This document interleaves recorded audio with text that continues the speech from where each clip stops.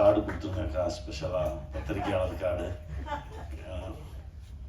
எல்லா படத்தையும் பார்க்கலாம்ல, ரொம்ப சந்தோஷமாக இருக்கும். ரொம்ப மகிழ்ச்சி, ரொம்ப சந்தோஷமாக இருக்குது. என் சொந்தங்களுக்கு நன்றி. தம்பி பிருத்திவி, அதாவது அவன் தம்பி தான், தம்பியாகவே ஆயிட்டான். அவனுடைய நம்பிக்கைக்கும் அவனுடைய உழைப்புக்கும் கண்டிப்பாக இந்த சினிமா அவனை கைவிடாது. நல்லா இருக்க, வாழ்த்துக்கள் வாழ்த்துக்கள். தன்ராஜ் போகிற போக்கில் 1.5 நிமிஷத்தில் கதை சொன்னான். அந்த கதையை கேரளாலேருந்து இறங்கி நான் ஷார்ட்டுக்கு போகிற கேப்பில் அண்ணா ஒரு கதைண்ணா அண்ணா கேளுண்ணான்னு சொல்லி, ஏன்னா எப்போவுமே அவனை நான் தீபக் மாதிரி தான். என்னன்னா 2014 நிமிர்ந்து ஷூட்டிங்கில் அவனை மீட் பண்ணுறேன். நிமிர்ந்து ஷூட்டிங்கில் வந்து ஜெண்டாபாய் கபிராஜன் தெலுங்கு வெர்ஷனில் வந்து நடிக்கிறான்.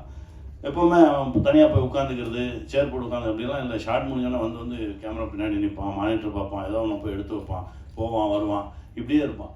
அவன் மேலே ஒரு தனி கவனம் வந்தது, ஒரு ஈர்ப்பு வந்தது. அவனோட பேச ஆரம்பித்தேன், பழக ஆரம்பித்தேன். அதுக்கப்புறம் பார்த்தா அந்த பழக்கம் அப்பப்போ தொடர்ந்துக்கிட்டே இருக்கும். ஏன்னா யாரையா கூப்பிட்டு வருவான், இவனும் அப்படி தான் செய்வான். யாரையா கூப்பிட்டு வந்து அவனுக்குன்னு கேட்க மாட்டான், அந்த அவனை கூப்பிட்டு வந்து காட்டுவான். ஆனால் இவன் நல்லா நடிப்பானே, ஆனால் அவன் படத்தில் என்ன காஸ்டிங் சொல்லி எனக்கு அந்த லிஸ்ட்டு மட்டும் கூட. நிறையா குட்டி குட்டி நடிகர்கள் இருக்காங்க, ரொம்ப கஷ்டப்பட்டு இருக்காங்க. நான் அந்த லிஸ்ட்டெல்லாம் தரேன், நீ யூஸ் பண்ணுண்ணா அப்படின்னு சொல்லி கொண்டு வந்து ஒரு வாட்டி கொடுத்தான். அப்புறம் திடீர்னு வந்தானா ஒரு கதை கேட்டேன், நல்ல கதை, நீ நடித்தா நல்லாயிருக்கும் அப்படின்னு அந்த டைரக்டரை கூப்பிட்டு வந்தான்.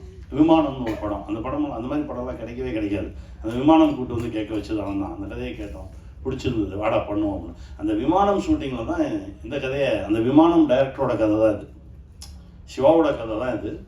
அந்த 2வது கதையை இவங்களுக்கு ரொம்ப ஒரு மாதிரி, இதுக்கு அடுத்து இந்த கதை பண்ண போகிறோம் அப்படின்னோடனே இந்த கதையை எனக்கு கூட நான் டைரக்ட் பண்ணுறேன் அப்படின்னு சொல்லி வாங்கிட்டு, அப்பா யார் பண்ணுறது அப்படின்னு ஒரு குழப்பம் இருக்கும்போது தான் ஒரு நாள் நான் ஷார்ட்டில் இருந்தேன். வந்தேன், அண்ணா ஒரு கதை சொல்கிறேன் கேளேன் அப்படின்னா, டேய் இங்கேருந்து அங்கே வரைக்கும் போகிறதுக்குள்ளே தான் டைம் இருக்குது, இல்லை அதுக்குள்ளே சொல்லிடுறேன்.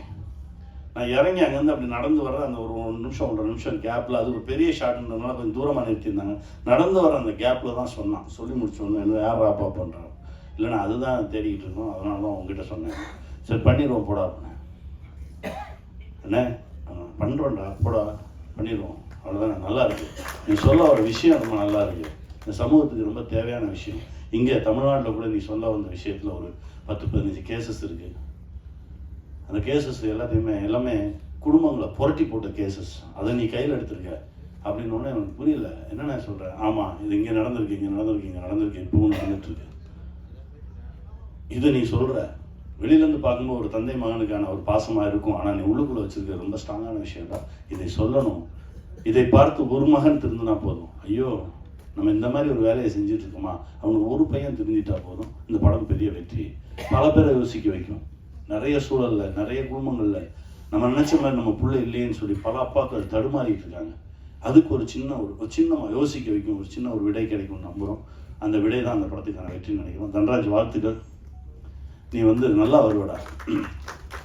ஏன்னா முதல் படம் மாதிரியே பண்ணல, அவனுடைய ஒரு 100 படத்தில் நடித்தா கூட 100 படத்துலையும் இந்த வேலையை தான் பார்த்துருக்கேன்.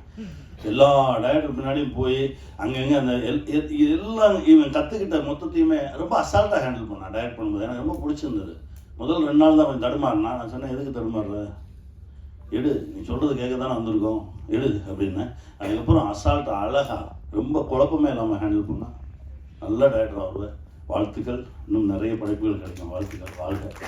அப்புறம் அம்மா வந்து நீங்கள் படத்தில் பார்த்தீங்கன்னா தெரியும், ரொம்ப அதாவது நடிக்கிற மாதிரியே தெரியாது, ரொம்ப இயல்பாக ஒரு ஆர்டிஸ்ட்டு.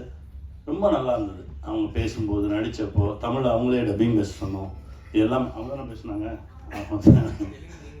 ஆமாம், தெலுங்கு நான் தான் பேசினேன். எனக்கு அது ரொம்ப இயல்பாக இருந்தது. என்னென்னா அந்த உயிர் கொடுக்குறது சம்மந்தப்பட்டவங்க பேசினா தான் அது நல்லா இருக்கும்னு நினைக்கிறேன் நான். அதனால் தெலுங்குலேயும் கொஞ்சம் டைம் எடுத்து நானே பேசுகிறேன்னு சொல்லி உட்காந்து பேசணும்.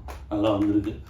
அம்மா ஒரு நல்ல வரவாக இருக்கும் தமிழ் சினிமாவுக்கு. அம்மா ஒரு பெரிய இடம் கிடைக்கும். வாழ்த்துக்கள். மோக்ஷா ரொம்ப ரொம்ப நல்லா வருவீங்க.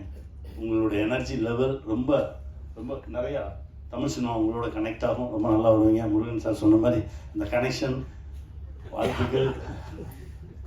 அதாவது நல்ல எண்ணம், நன்மை சொன்ன மாதிரி நல்ல எண்ணம் இருந்தால் போதும். அது இருக்குது நம்மக்கிட்ட. நல்ல மனசு இருந்தால் போதும். எங்கள் அண்ணன் சிவா சொன்ன மாதிரி, ஐயோ ஒரு இடத்துல அடிக்கிறானுன்னா நம்ம போய் திருப்பி அவனை அடித்து அவங்களை காப்பாற்றணுன்ற எண்ணம் இல்லை. ஐயோ அந்த நிகழ்வு நடக்காமல் இருந்தால் போதுமே அப்படின்ற ஒரு எண்ணம் இருக்குது பாருங்களேன். அந்த எண்ணமே அவனை மாற்றும். அப்படி தான் நான் நினைக்கிறேன். ஏன்னா இப்போ நல்லதே செய்ய வேண்டாம், நல்லது நினைச்சாலே போதும் அப்படின்ற ஒரு இடத்துல தான் நம்ம எல்லாருமே வாழ்ந்துட்டு இருக்கோம். ஏன்னா அவ்வளோ வேகம், அவ்வளோ பிஸி.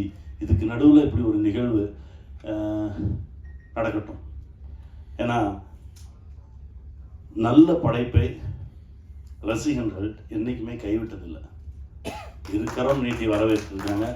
பணம் பணம் பணம், அந்த பணம் பார்த்தால் தான் படைப்பு அப்படின்னு மனசு தான். எத்தனை பேர் மனசு அது கொள்ளையடிக்குதுன்றது தான். இதை நோக்கி தான் நகர்ந்துட்டு இருக்கோம். ஆனால் ஒரு நாள் வரும், அந்த நாள் அன்னைக்கு இந்த மாதிரி படைப்புகள் மட்டும்தான் இங்கே நிலைச்சி நிற்கும். கமர்ஷியல் படம்லாம் தூக்கி அடிக்கப்படும். அதை நோக்கி தான் இப்போ நடந்துகிட்டு இருக்கு. ரெண்டுக்கு நடுவில் தான் நம்ம நிற்கிறோம். அந்த நாளுக்காக தான் காத்துட்ருக்கோம். அது வரைக்கும் இதே மாதிரி படைப்புகள் வந்துக்கிட்டே தான் இருக்கும், உழைச்சிக்கிட்டே தான் இருக்கும்.